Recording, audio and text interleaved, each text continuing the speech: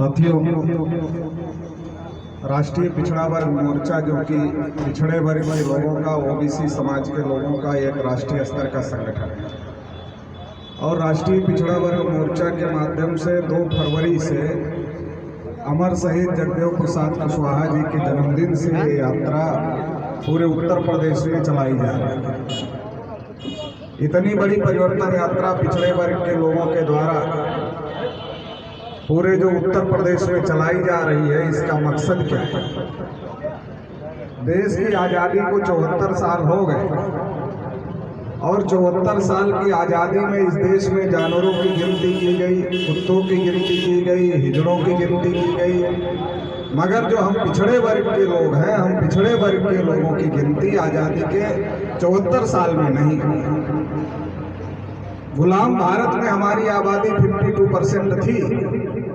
आजाद भारत में ये आंकड़ा 60 से 65% का हो सकता है, मगर इतनी बड़ी आबादी की देश में गिनती नहीं की गई और इसकी वजह से इन्हें विभिन्न क्षेत्रों में जो इनका हक है, संख्या के अनुपात में जो हिस्सेदारी मिलनी चाहिए, वो हिस्सेदारी पिछड़े वर्ग के लोगों को आज तक नहीं मिली।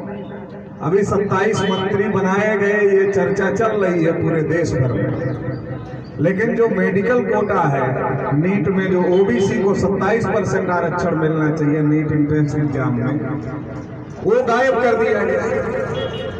तो हमारे मंत्री का चेहरा तो दिखाया जाता है, मगर हमारे अधिकार गायब कर दिए जा रहे हैं। तो इस बारे में ओबीसी के लोगों को जागृत होने की जरूरत है। कभी कभी एक परिवार में 4 भाई होते हैं, 3 भाई को उनका अधिकार मिल जाता है और एक भाई के साथ ज्यादती होती है, तो भाई क्या करता है? जब उस भाई को लगता है कि इस घर में हमारा हिस्सा हमको नहीं मिल रहा है, तो पंचायत इकट्ठा करता है। जब घर में हिस्सा नहीं मिलता तो गांव में पंचायत होती है।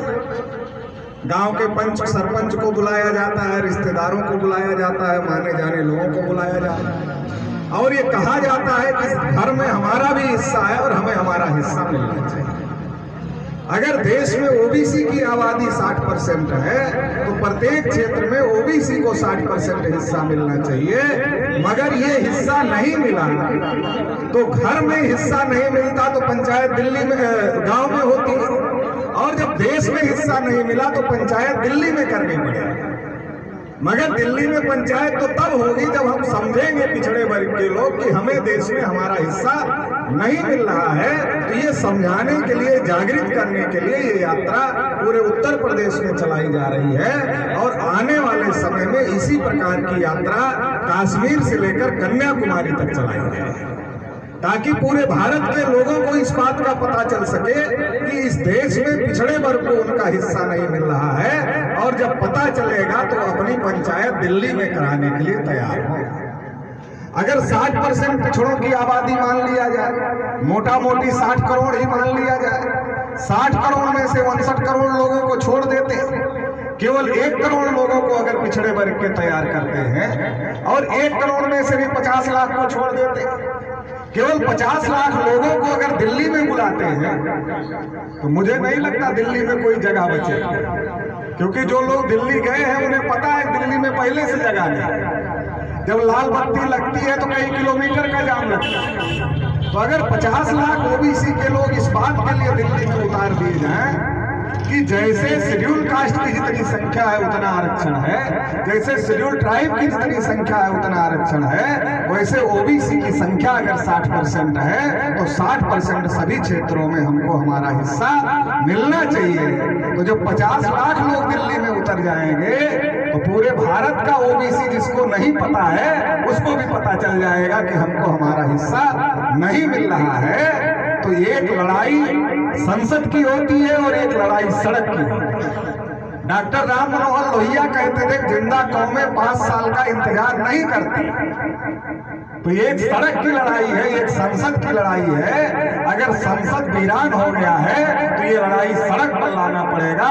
राष्ट्रीय पिछड़ा वर्ग मोर्चा इस लड़ाई को सड़क पर लेकर के आया है कि इस देश में हम किसी के हक पर कब्जा नहीं करना चाहते, हमें हमारा हक चाहिए।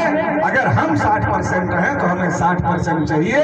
जिसकी जितनी संख्या भारी उसकी उतनी हिस्सेदारी, ये इंसाफ है। इस लड़ाई को लेकर के हम लोग चल रहे हैं। आप लोगों ने इस यात्रा का स्वागत किया, समर्थन किया, इसके लिए हम आपके आभारी हैं। बहुत बहुत आभार, बहुत बहुत धन्यवाद।